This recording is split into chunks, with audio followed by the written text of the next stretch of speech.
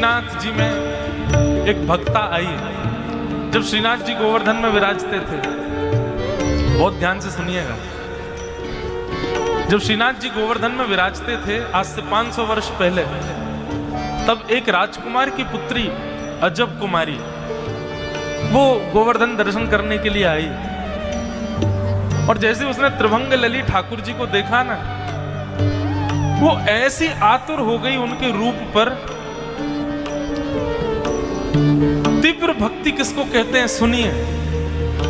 गोवर्धन से वापस चली गई उदयपुर, परंतु उसको ज्वर चढ़ने लगा। और जब ज्वर चढ़ता था, वैद्य आते थे, वैद्य आकर के औषधि देते थे, लेकिन वो औषधि कोई काम नहीं कर पाती थी। हर प्रकार की औषधि से भी वो निवृत्त नहीं हो पा रही थी। उसके माता पिता बड़े परेशान। एक दिन अजब कुमारी ने अपने पिताजी से कहा, पिताजी मैं एक बात कहूं आपसे। बोले हाँ। मुझे जो रोग हुआ है ना, उस रोग को कोई वैद्य ठीक नहीं कर पाएगा। उसका एक ही वैद्य है। कौन? हम कुछ दिन पहले परिवार सहित वृंदावन गए थे। वहां गोवर्धन में हमने श्रीनाथ जी के दर्शन किए थे, गिरिराज जी के दर्शन किए थे। बोले हाँ, वही है वैद्य। जब तक मुझे उनका पुनर्दर्शन नहीं होगा, तब तक पिताजी मेरा ये ताप संताप विरह दूर नहीं हो पाएगा। एक राजा की पुत्री है अजब कुमारी। राजा ने कहा, देख मैं तुझे वापस भेज तो दूंगा, लेकिन अगर तेरे मन में ये भाव है कि तू सदा सर्वदा के लिए वहां रुके, तो ये संभव नहीं हो पाएगा। ठीक है, तू कुछ दिन के लिए चली जा, पर कुछ दिन में वापस आ जाना। बोले वापस आके पिताजी फिर बीमार हो गई तो? बोले फिर कुछ दिन बाद फिर भेज दूंगा, लेकिन तुझे हमेशा के लिए नहीं छोड़ सकता। अजब कुमारी जाती, कुछ दिन रहती, कुछ दिन बाद जैसे ही वृंदावन की सीमा से बाहर निकलती, उसको बुखार आ जाता। और वास्तविक बुखार होता था, वो ऐसा नहीं कोई नाटक करती हो, उसको सच में उसका पूरा शरीर तपने लग जाता था, होठ फटने लग जाते थे, नेत्र लाल पड़ जाते थे। इतनी विरह व्याकुल होती थी ठाकुर जी के लिए।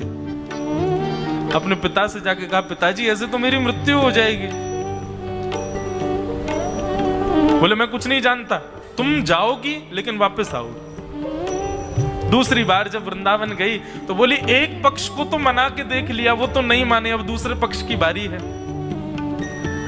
श्रीनाथ जी के सामने बैठी है। बोले पिताजी तो नहीं मान रहे मुझे आपके पास छोड़ने के लिए, लेकिन आप तो भक्तवत्सल हो ना, आप तो भक्त पर अनुग्रह करते हो ना नाथ। मैं यहां नहीं रह सकती, लेकिन आप तो आ सकते हो ना मेरे पास में। उसके लिए ठाकुर जी से जिज्ञासा करने लगे, लेकिन ठाकुर जी की तरफ से कोई प्रत्युत्तर नहीं मिला। अजब कुमारी व्याकुल रहने लगी, क्या करूं मैं, ये बार बार आना जाना मुझसे नहीं होता, मुझे एक जगह रहना है, मुझे इन्हीं के पास रहना है, या तो मेरे प्राण निकल जाएं या फिर ये मुझे स्वीकार कर ले। ये तीव्र भक्ति है। अजब कुमारी अब की बार जब गोवर्धन आई, उसने वहां के मंदिर के सेवा अधिकारी से कहा कि मुझे कोई सेवा प्रदान कीजिए, आप सब पुरुष लोग ही सेवा करते हैं, कोई मेरे लायक कोई सेवा नहीं है मंदिर में जिससे मैं भी इनके समीप बैठी रहूं। बोले यहां तो सब अपरस है, तुम कोई सेवा, तुमको जो रुचि लगे, बाह्य सेवा जो बाहर से ही तुम कर सको वो देख लो। तो उसने मन में विचार किया कि मैं देखती हूं रोज शाम को ठाकुर जी चौसर खेलते हैं, और वो चौसर में बड़ी निपुण थी। उसने कहा ठीक है, एक चौकी सामने दर्शनार्थियों के बीच में लगा लेती और उस पर चौसर बिछा करके ठाकुर जी के साथ चौसर खेलती थी।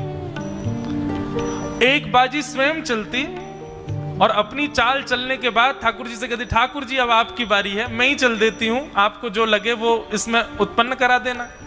और ठाकुर जी की बाजी निकाल करके जैसे ही चलती, ठाकुर जी की बाजी देख करके अगर अच्छी बाजी आती तो ठाकुर जी को कहते, अच्छा बड़े चतुर हो, हमसे आगे निकल रहे हो। ऐसे खेलती थी ठाकुर जी के साथ। लेकिन अजब कुमारी इतनी निपुण थी खेलने में कि उससे कोई नहीं जीत सकता। जब वो खेल खेलती थी ना, तो श्रीनाथ जी के नेत्र मटकते थे इधर उधर। ठाकुर जी मानो वास्तव में उनकी इच्छा प्रकट होती थी कि मैं ही खेल रहा हूं। और एक समय ऐसा आया कि अजब कुमारी अपनी चाल चलने के बाद जब ठाकुर जी की चाल चलती ना, तो वास्तव में ठाकुर जी के द्वारा ही वो चाल चली जाती थी।